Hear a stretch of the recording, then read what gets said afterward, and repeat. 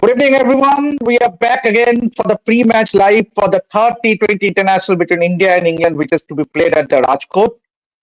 Joining me is Shamik Chakravarti and Vaibhav Tripathi. But amidst the hype and hoopla surrounding Virat Kohli turning up for the Ranji Trophy practice for Delhi, but the focus now shifts to Rajkot, where India take on England. Let me first go to Shomikda. Shomikda, obviously, we don't know yet whether the toss is just about to happen, but the interest will be whether India will go in with a Shami or just a one change that we have been discussing, that Shivam Dube coming in for Dhruv Jurel.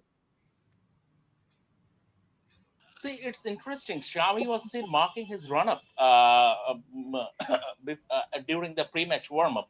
He was going through his drills. Maybe he might play. I don't for the toss. But if Shami returns, that would be a welcome change in the sense that, see, at the end of the day, we cannot deny the quality that Shami brings to the table.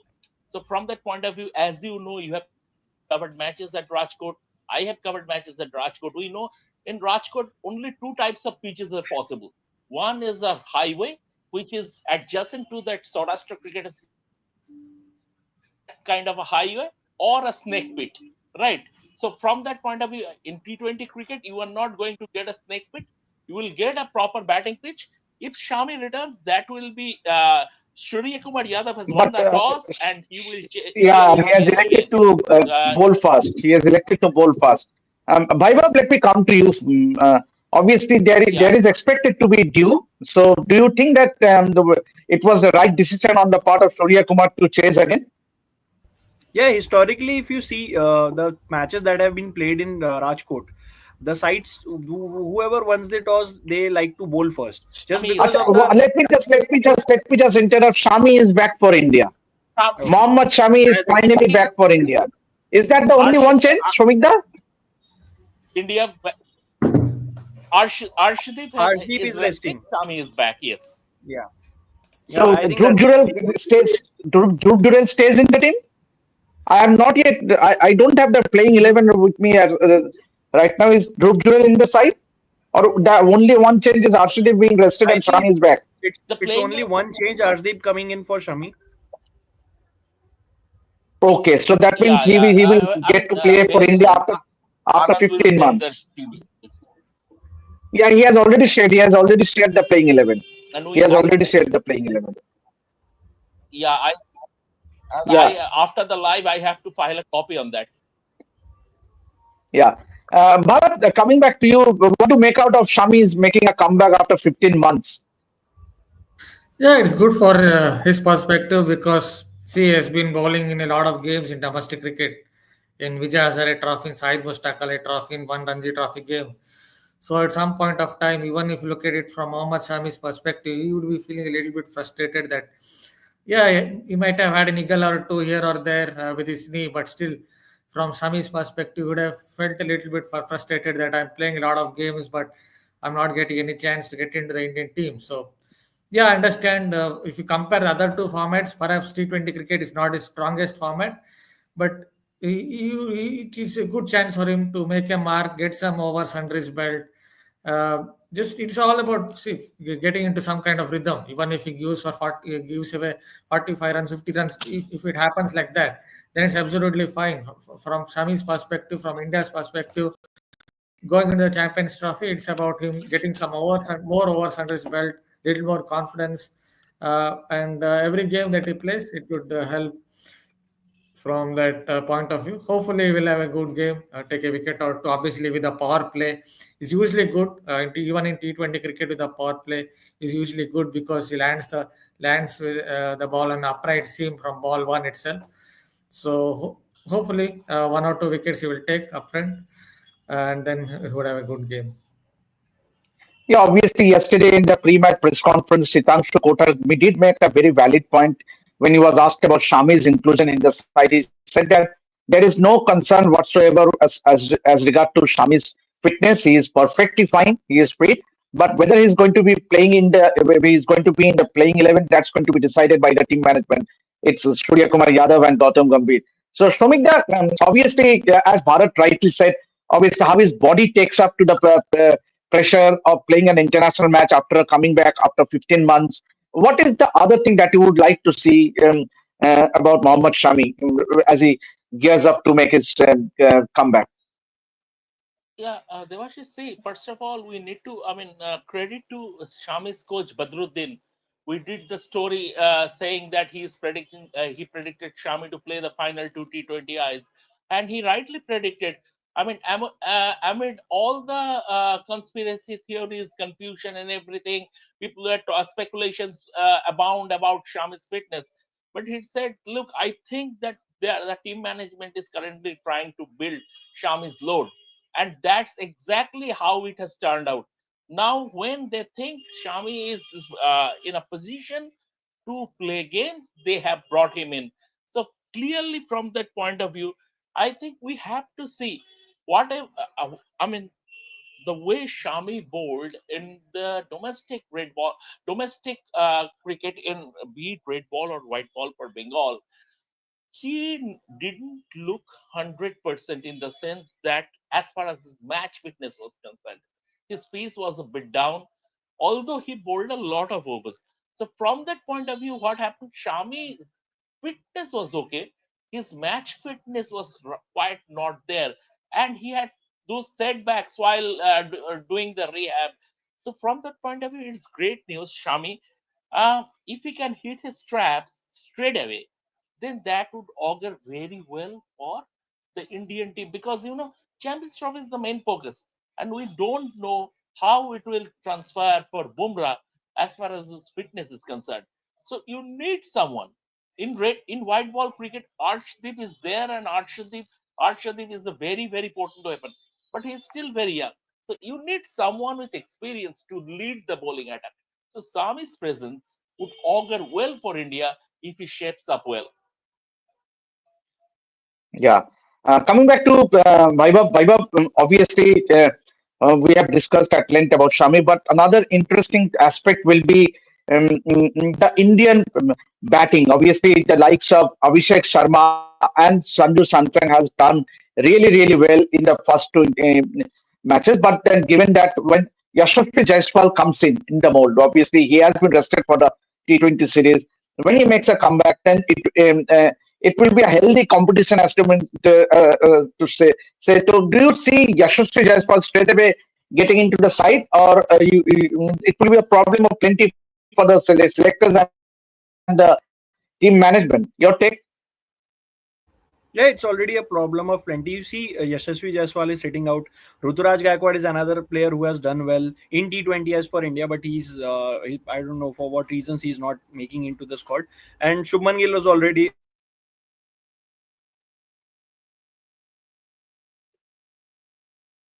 I think Vaibhav's internet is a bit problem.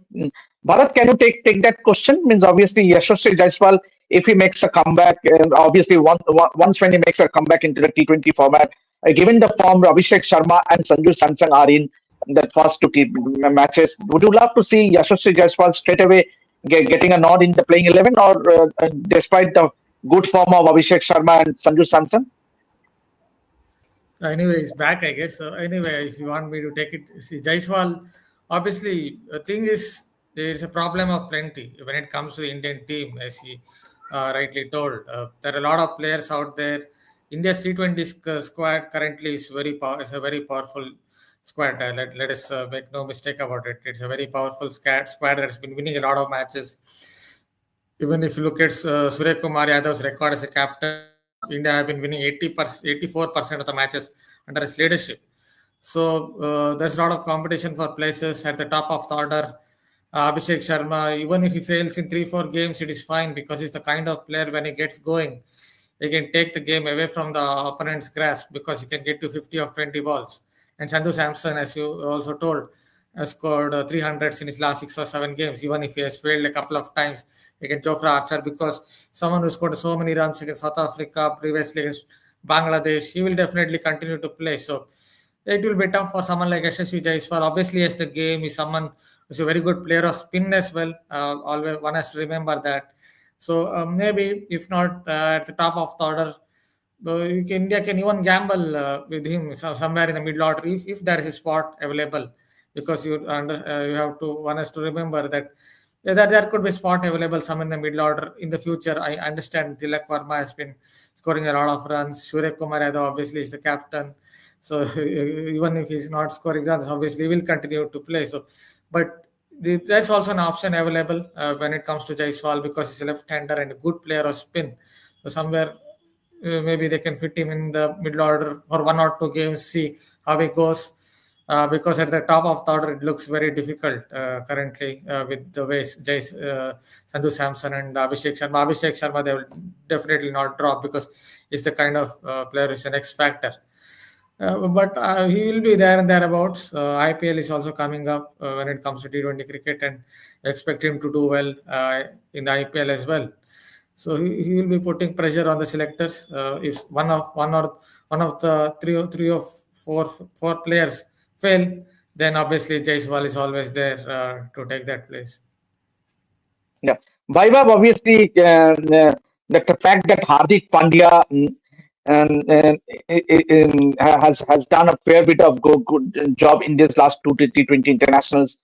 His role will be very important going forward. Means the three-match ODI series and the Champions Trophy.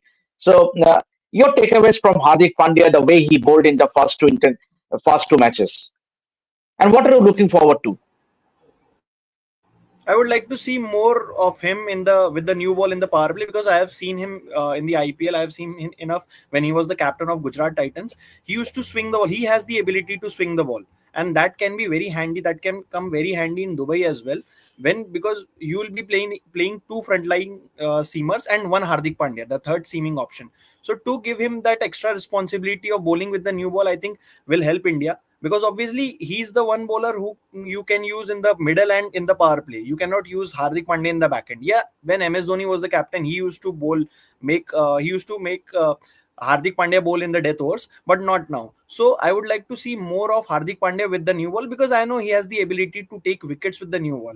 Shami is there, Arshdeep is there, but if they are going for few runs, then obviously you can make the change straight away with Pandya coming in. And obviously from the other end, Varun Chakravarti can also come in. Also, you should make him bat a higher up the order, because in the last few innings he hasn't got many runs. So coming the one day series and Champions Trophy, it will be important for him to get some runs, to get some confidence ahead of a big tournament. So more overs in the power play, and a batting promotion in the last T20 or maybe this T20, whichever game, because you need Hardik Pandya, your premier all-rounder, with some sort of confidence going on in the Champions Trophy in the one day series, with runs and with wickets. Devashish, Exactly. Devashish, Yes, I'm very Shramik. impressed.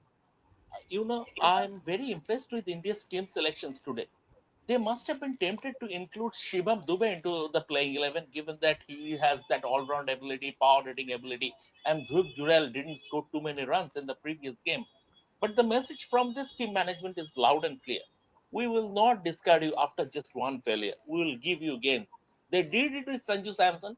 But They did it but with but Shomikda, but like I just want to stop you. I mean, but do you think that Dhruv Jurel is really in the reckoning to be in the T20 squad for the T20 World Cup next year? Obviously, there is a considerable time left for a T20 World Cup next year. But is Dhruv Jurel is in the reckoning, because you have a Rishabh Pant as well, who will definitely come make a comeback. Sanju Samson is there. So, is there a I realistic chance of Dhruv Jurel being in the T20 squad? see. I don't see Rishabh Pant in the T20 setup going ahead. Even I don't see Rishabh Pant, because if you see, it's not only about the record. His scoring areas, if you see, uh, it is a bit limited as far as T20 cricket is concerned. So I don't see. And mind, Dhruv Jurel is one of the players who has been retained by Rajasthan Royals for around 14 crores. I might be wrong here. I mean, the exact figure might be wrong, but what offhand I can remember, Rajasthan Royals. So these are hardcore franchise people. They will not retain someone if they don't see talent or the T20 metal in a particular player. And he has the metal. That's why he is in the Indian team. The message when you coming down the order, it could be difficult, and the approach that this Indian team has, that living by the sword and dying by it. I mean, there is a bigger margin for error. There is no. I mean, there is. I mean, you are when you are playing a high risk game, your chances of failure is also high. There are greater chances that you might fail also, and this team has accepted that. And from that point of view, if they would have picked Shivam Dubey today, that would have sent a wrong message that after just one failure, they are discarding Dhruv Jurel. When Dhruv Jurel is there in the team, which means he is good enough. So he should be given adequate opportunity to stake his claim or prove his mettle. This team management did it with Sanju Samson, they did it with Abhishek Sharma, and they showed the right intent or the right attitude by retaining Dhruv Jurel in today's game. But on that note, I will just like to ask Bharat something, taking a cue from what Shamik said. Do you think that it is not unfortunate for someone, unfair rather, on someone like a Rinku Singh, who has been part of the T20 setup, and and then all of a sudden he Injured, finds himself being left out and Dhruv Jurel injured, being preferred? No, no, injured, injured, injured, injured, injured. injured. He's Injured. injured. Okay, okay. Rinku is injured. So, Bharat, I will just ask you about the template that has been said by, as Soumik the right said, that living by the sword and dying by it. But are you impressed with the fact that both the teams, considering their approach, considering their template in the T20 format, and what are you looking forward to that England batting? Obviously, Josh Butler has scored, but someone like a Harry Brook who is due for some big scores, we know we can do, what are his exploits with the bat. So, what are you looking forward to that England batting? It is a perfect one, no two ways about it. But what are you looking forward, given that they will be batting now? Yeah, I guess the problem with the England team is out of top four, three of them are not scoring runs, at least in this particular series.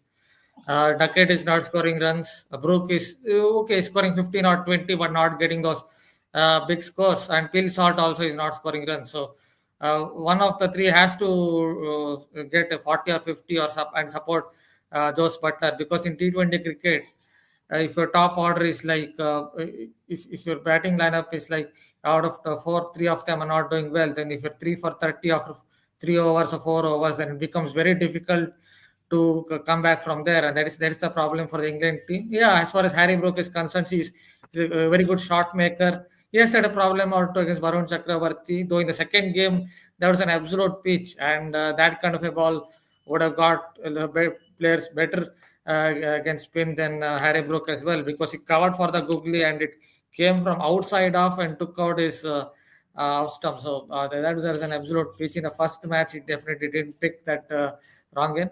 So yeah, the thing with the England team is one of those four outside of Butler also has to score runs. Their pace attack is very good. If you have someone like Jamie Orton as your fourth pacer, then your pace attack must be strong. Yes, and I understand. Uh, Before back injuries, he used to touch 90 miles per hour. After those back injuries, he's not able to touch 90 miles per hour, but he can still get it up to 85 miles per hour. And if he's your fourth pacer, then it's a very good pace attack. So if they can get some runs at least if the top order can get some runs, support Josh Butler, then I guess England can put up a good fight, maybe eke out a win somewhere. Just on Yes, Bharat. Jamie Orton, Yes, yes. I have watched him in the BBL recently, and there were a couple of balls in the overs, with not regularly, but he was hitting the high 140s, like 145, 147. He was hitting, and yeah, like Bharat sir said, not as much as before the injury, but still he's getting that pace, high 140. That is why he's in the squad. That is why he's in the squad. Also on Harry Brook, just one small point, that Harry Brook just not struggled against Varun Chakravarti. If you look at Harry Brook's record against wrist spin in particular, he struggles against wrist spin. He's a very good player of finger spin. That's why he's been very successful in Test cricket. In Test cricket, he has enjoyed success just because there are not many of leg spinners in Test arena. You see, not many teams. I don't think apart from Rashid Khan, there are many teams that are playing wrist spinners. So, but Harry Brook has a certain weakness against wrist spinners, and that is his issue. If he can, find a way to tackle wrist spin, then he'll be able to score runs. And in these conditions against Ravi Vishnoy, against Varun Chakravarti, it was always going to be difficult. To add to it, he was given the responsibility of being the vice captain. So when you get that tag of a vice captain, it adds to your responsibility, especially when your top order is not performing. When your Ben Duckett, Phil Salt, who have played in these conditions, they are not performing, it becomes more difficult for a young player.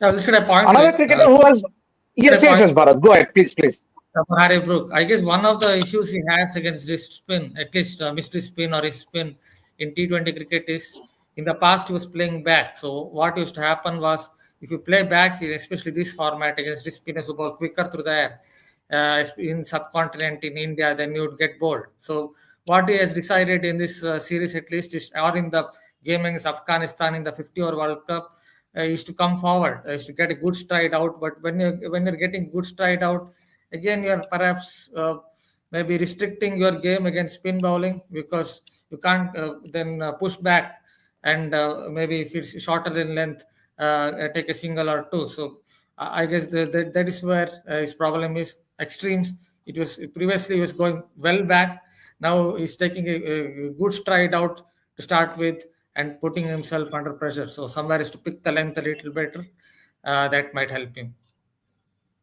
Yeah, the quicker he picks the lane, the better for England. But another cricketer, England cricketer who has impressed in this two T20 matches is Bryden Cards. Given especially the knock he played last match, had he not been run out, then England could have scored another 15, 20 runs, and then things could have been different. So, showing the impressed with someone like a Bryden Cards for England as an all-rounder. Yes, yes. He had a very good game. He had a very good game. He was impressive. He was willing to bend his back also. He was impressive.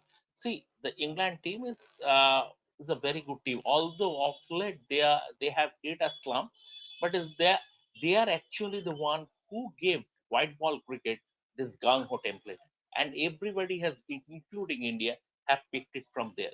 The way India have been playing now, England started to play in that mode a long ago. In fact, from the in 50 over cricket, from the 2019 World Cup under Iron Morgan also.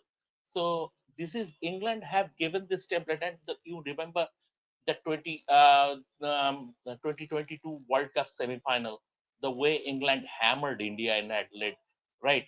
So this is their template. They have hit a slump, but it can happen. They are a very good team.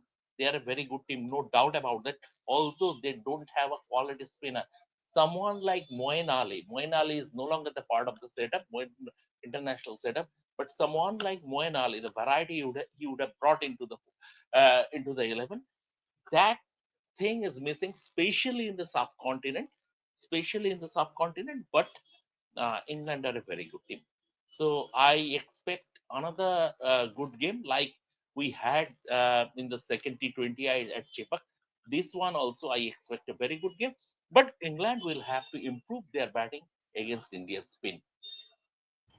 Yeah. So on that note, but finally we have just come for the prediction time. I'll just start with Vaibhav. Vaibhav, what do you reckon? How much will England post in the first innings, and what are your predictions? So India making it 3-0.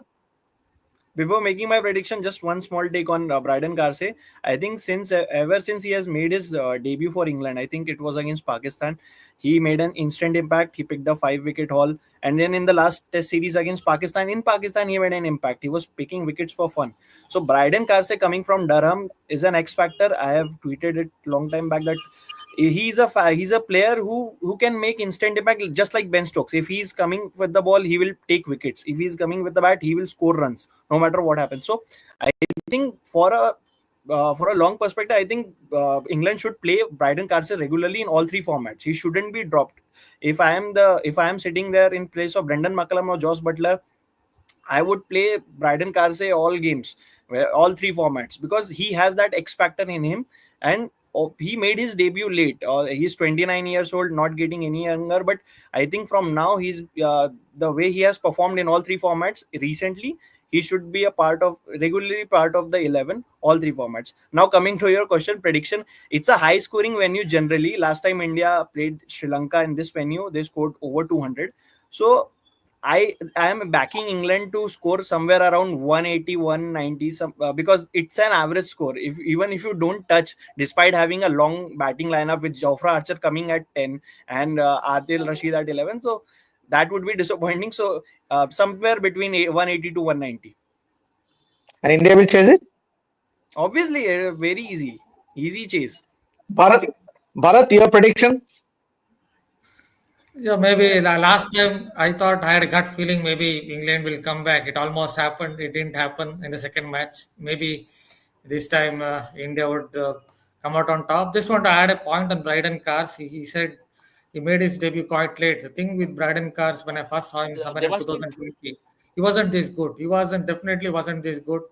The last 1 year, he's improved significantly. I think the greatest part about him is even if he bowls 135, he's a tall man who hits the bat very hard. So I think that heavy ball, that hit the deck bowling that he has, makes it a little bit harder to score runs. And he's someone who can bowl like that over 6 7 overs, which we saw in New Zealand.